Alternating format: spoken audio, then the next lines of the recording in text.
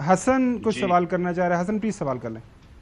دیکھیے، میں تو جی بنیادی سوال یہ ہے کہ مفتاح اسماعیل صاحب نے کہا کہ حکومت اگر معیشت کو ٹھیک بھی کر لے اور مزید بہتری بھی لے آئے، یعنی اس کا مطلب یہ ہے کہ ان کا کہنے کا مقصد یہ ہے کہ گورننس اچھی ہو رہی ہے، معیشت میں اب بہتری آ رہی ہے. اس بات کو مفتاح صاحب کی باتوں سے تو میں یہ اخذ کر رہا ہوں، وہ تسلیم کر رہے ہیں.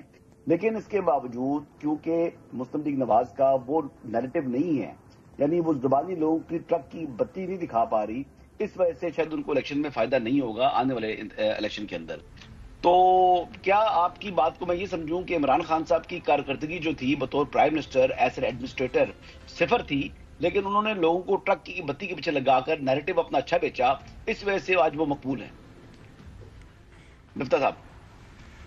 دیکھیے، آج پاکستان میں اقتصادی حالت پچھلے سال سے بہتر تھی، اس میں کوئی دو رائے نہیں ہے. جس طرح میرے ذہن کلیئر ہے کہ کراچی میں ایم کیو ایم جو ہے کراچی میں پی ٹی آئی کم از کم 19 سیٹیں جیتی تھی، اس طرح میرے ذہن میں یہ بات ہے کہ آج جو ہے وہ انفلیشن کم ہو گیا ہے، جس کو کہتے ہیں کہ افراط زر کم ہو گیا ہے، یا جس رفتار سے مہنگائی بڑھ رہی تھی اس رفتار میں کمی آ گئی ہے. آج سٹاک مارکیٹ اوپر ہے، آج دیگر چیزیں بہتر ہیں، اس میں کوئی ڈاؤٹ نہیں ہے میرے ذہن میں کہ معیشت جو ہے وہ پچھلے سال سے بہتر ہے. لیکن میرے ذہن میں اس بات میں بھی کوئی ڈاؤٹ نہیں، اس حکومت نے ایک پیسے کا کام نہیں کیا ہے. جتنے اقتصادی ریفارم لانے تھے، اصلاحات لانی تھی، انہوں نے ایک کام نہیں کیا ہے. شہباز شریف صاحب کی حکومت نے صرف اپنی حکومت بچائی ہے، کرسی بچانے کے علاوہ انہوں نے کوئی اچھا کام نہیں کیا. نہ انہوں نے فرمایا تھا ہم کچھ وزارتیں ڈیوالو کریں گے، نہیں. انہوں نے فرمایا تھا کہ ہم این ایف سی ایوارڈ کے اندر کچھ بات کریں گے، نیشنل فائنانس پیکٹ بنائیں گے، نہیں کیا. انہوں نے کہا تھا ہم پینشن ریفارمز کریں گے، نہیں کیا. انہوں نے کہا تھا کچھ حکومت کے لوگوں کو سرپلس پول میں ڈالیں گے، نہیں کیا. انہوں نے کہا تھا نچکاری کریں گے، پی آئی اے کی، نہیں کر سکے. انہوں نے دیگر نچکاری کی بات کی ہے، اس کا کام بھی شروع نہیں کیا. تو یہ تقریباً ہر بات جو انہوں نے کی تھی وہ ساری اس نیگیشن ہوئی ہے. بجلی سستی کی ہے، نہ گیس سستی کی ہے. لیکن کیونکہ اللہ تعالیٰ کے کرم سے یورپ کی اور چائنا کی اکانومی سلو ہو گئی ہے اور انٹرنیشنلی تیل سستا ہو گیا اور کموڈٹی کی ڈاؤن سائیکل ہے، اس لیے یہ چیزیں اچھی ہو گئیں. اب عمران خان صاحب پہ آئیے تو عمران خان صاحب کی جب حکومت تھی تو ایک سائیکل تھی، چیزیں میں وہاں پر جو رسپانس تھا عمران صاحب کا وہ یہ ہونا چاہیے تھا کہ چیزوں کو مہنگی کر دیتے. وہ انہوں نے پیٹرول سستا کیا، اب عوام کے پیسوں سے ہی سستا ہوتا ہے ظاہر ہے، اور اتنا مقروض کر دیا حکومت کو اتنی شارٹ پیریڈ کے اندر کہ حکومت بڑے مشکل میں آ گئی. تو نہ عمران خان صاحب نے اچھا کام کیا، نہ شہباز شریف نے اچھا کام کر رہے ہیں. تو جسٹ بیکاز کہ اگر شہباز شریف اچھا کام کر رہے ہیں اس کا یہ مطلب نہیں کہ عمران خان برے ہو گئے، عمران خان اچھے ہیں تو اس کا مطلب نہیں ہے کہ شہباز شریف برے ہو گئے. اور میں یہ ایمان سے سمجھتا ہوں ان سب کی نیت صاف ہے، لیکن ان سب کا جو پہلا جو ہے نا، ایک تو ان سب کی کمپیٹنس بہت کم ہے. میں کھلی بات کرتا ہوں کہ کسی میں کمپیٹنس نہیں ہے. ان کے اندر وہ سمجھ نہیں ہے جو ایک پرائم منسٹر کے اندر ہونی چاہیے، جو منسٹر ہونی چاہیے. ان کی پالیسی میں آپ کو سکم نظر آتے ہیں، اور ان کو یہ بات کا ادراک نہیں ہے کہ ملک کے پاس بہت کم ہے، کہ آپ صرف کرسی بچا رہے ہیں. 35 سال سے یہ حکومت میں ہے. عمران خان صاحب اگر حکومت میں نہیں بھی تھے تو بڑے ٹاپ سٹار تھے، بڑے وہ سپر سٹار تھے. ان کو زندگی میں بڑی آسانیاں ملی ہیں. انہوں نے ملک کے لیے کیا کیا ہے؟ کون سی خدمت کرے ملک کے لیے؟ یہ اس وقت شہباز شریف کے پاس آ کہ چلو بولتا حکومت داؤ پہ لگاؤ، کون سی آپ نے جیتی ہے حکومت؟ آپ بسم اللہ کرتے اور این ایف سی کا ایوارڈ کی بات کرتے. آپ بولتے کہ یار اس کے اندر پھر سے بات کرو. آپ بسم اللہ کرتے اور ٹیکس ریفارمز کی بات کرتے. آپ 50,000 روپے کمانے والے کے اوپر تو ٹیکس لگاتے ہو، لیکن کسی کی 1000 ایکڑ کی زرعی اراضی ہے اس کے اوپر ٹیکس لگاتے ہو. پھر آپ کو شرم آنی چاہیے کہ آپ ان لوگوں سے ٹیکس مانگتے ہو جو بیچارے 50,000. اچھا مفتاح بھائی، میں اسی چیز پہ آپ سے آنا ہے، اسی چیز کے اوپر آپ کی مجھے رائے چاہیے ہوگی. ناظرین، حکومت یہ دعویٰ کرتی ہے کہ انہوں نے جو مہنگائی ہے 29.2% سے جو ہے اس کو 4.9% کے اوپر لے آئے ہیں.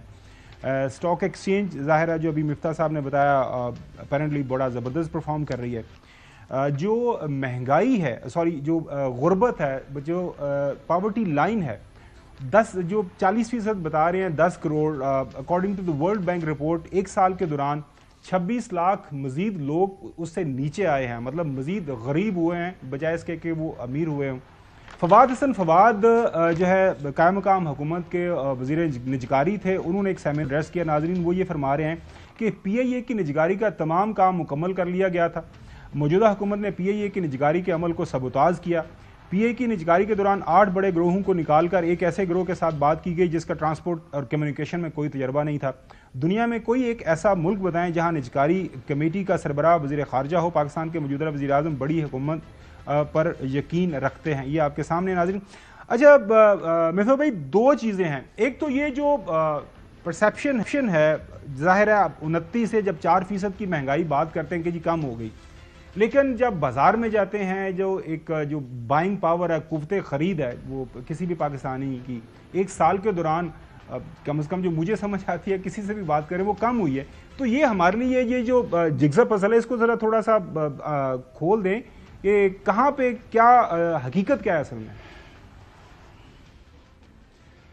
خاور بھائی دیکھیں، افراط زر کم ہوا ہے، یعنی کہ مہنگائی بالکل کم نہیں ہوئی ہے، لیکن جس رفتار سے مہنگائی بڑھ رہی تھی اس رفتار میں کمی آ گئی ہے. اب مثال کے طور پر پچھلے سال اگر ایک دال 160 روپے کی تھی تو 25% مہنگائی کا مطلب ہے کہ وہ پچھلے سال جو ہے وہ 25% بڑھی ہے، یعنی کہ 40 روپے اس کی قیمت بڑھی اور وہ 200 روپے کی ہو گئی. ہم کہہ رہے ہیں کہ اس سال جو ہے وہ 12% بڑھے گی اور وہ 200 سے بڑھ کے 224 کی ہو جائے گی.